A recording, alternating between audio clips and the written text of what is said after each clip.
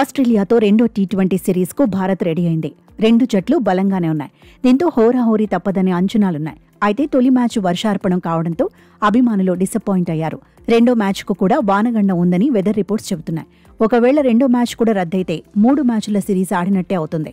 Weather report సంగతి ఎలా ఉన్నా మెల్బోర్న్లో రికార్డులు మాత్రం భారత్కు ఫేవర్గానే ఉన్నాయి.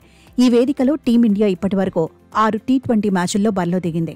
4 మ్యాచుల్లో గెలిచింది. 2 మ్యాచుల్లో మాత్రమే ఓడిపోయింది. ఒక మ్యాచ్లో ఫలితం తేలలేదు. భారత ఆస్ట్రేలియా 4 మ్యాచుల్లో ఫేస్ టు ఫేస్ తలపడ్డాయి. ఆసిస్తూ ముఖాముఖీ పోరులో భారత్దే ఆధిపత్యం. 2 మ్యాచుల్లో టీమిండియా గెలిచింది. ఒక మ్యాచ్లో ఆస్ట్రేలియా సత్తా చాటింది. ఒక మ్యాచ్లో ఫలితం తేలలేదు. మెల్బోర్న్లో ఓవరాల్గా ఆస్ట్రేలియా 15 టీ20 మ్యాచ్లు ఆడింది. 9 విజయాలు సాధించింది. 5 మ్యాచుల్లో ఓడిపోయింది. ఒక మ్యాచ్లో ఫలితం తేలలేదు. భారత ఆసీస్ మధ్య చివరగా 2018లో జరిగిన టీ20కి మెల్బోర్న్ ఆతిథ్యం ఇచ్చింది. అయితే ఆ మ్యాచ్లో ఫలితం తేలలేదు. 2022 టీ20 వరల్డ్ కప్లో మెల్బోర్న్ వేదికగా భారత్ దుమ్మురేపింది. పాకిస్తాన్తో మ్యాచ్లో అదరకొట్టింది. విరాట్ కోహ్లీ సూపర్ షోతో పాకిస్తాన్పై థ్రిల్లింగ్ విక్టరీ కొట్టింది. ఆ తర్వాత జింబాబ్వేతోనూ భారత్ తలపడింది. ఈ మ్యాచ్లోనూ గెలిచింది. మెల్బోర్న్లో టాస్ కీలకం కాబోతోంది. ఇప్పటి వరకు మెల్బోర్న్లో 19 మ్యాచ్లు జరిగాయి. తొలుత బ్యాటింగ్ చేసిన జట్లు 7 మ్యాచుల్లో గెలిచాయి.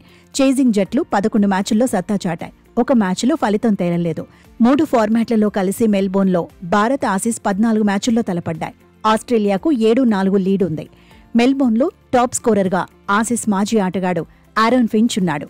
ఫించ్ 334 పరుగులు సాధించాడు. 217 పరుగులతో డేవిడ్ వార్నర్ రెండో స్థానంలో నిలిచాడు. టీ20లకు రిటైర్మెంట్ ప్రకటించిన విరాట్ కోహ్లీ 3వ స్థానంలో ఉన్నాడు. మెల్బోర్న్లో 198 పరుగులు సాధించాడు.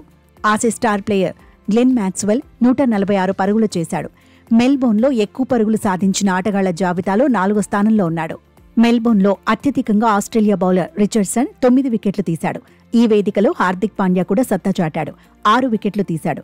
మెల్బోర్న్లో ఎక్కువ వికెట్లు తీసిన బౌలర్ల జాబితాలో 2వ స్థానంలో ఉన్నాడు. ఆస్ట్రేలియా బౌలర్ టైట్ కూడా 6 వికెట్లే తీశాడు. పాండ్యాతో 2వ స్థానాన్ని పంచుకున్నాడు.